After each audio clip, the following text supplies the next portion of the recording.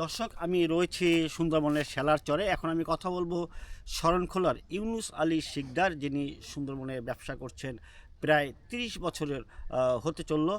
তার কাছ থেকে জানতে চাইবো যে এই যে সুন্দরবনে আপনি মাছ ধরতে আসেন, জেলেদের সাথে থাকেন, ব্যবসা করেন, কখনো কি বাঘের মুখোমুখি হয়েছেন কিনা? হ্যাঁ, বাঘের মুখোমুখি আমরা ওই তো বেড়া দিয়া ওই বাসা তুলছি, ওই বাসার বেড়ার বাইরেই গত বছরে একবারে হরিণ ধরছে বাঘে, ওই পাশে নিয়ে খাইছে, এইভাবে আমরা দেখছি।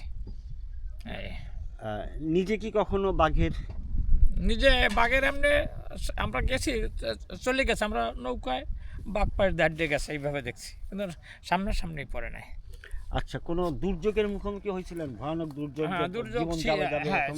সিডারের সময় আপনার আমি ছিলাম ওই ছাপনাখালির চরে, ওখানে আমার 3টা ট্রলার এবং অনেক ক্ষয়ক্ষতি ছিল, অনেক লোকজন মারা গেছে, আমার লোকজন মারা যায় না, আমার ব্যবসার অনেক ক্ষয়ক্ষতি হয়েছে, কিছু বাড়ি নিতে পারি নাই।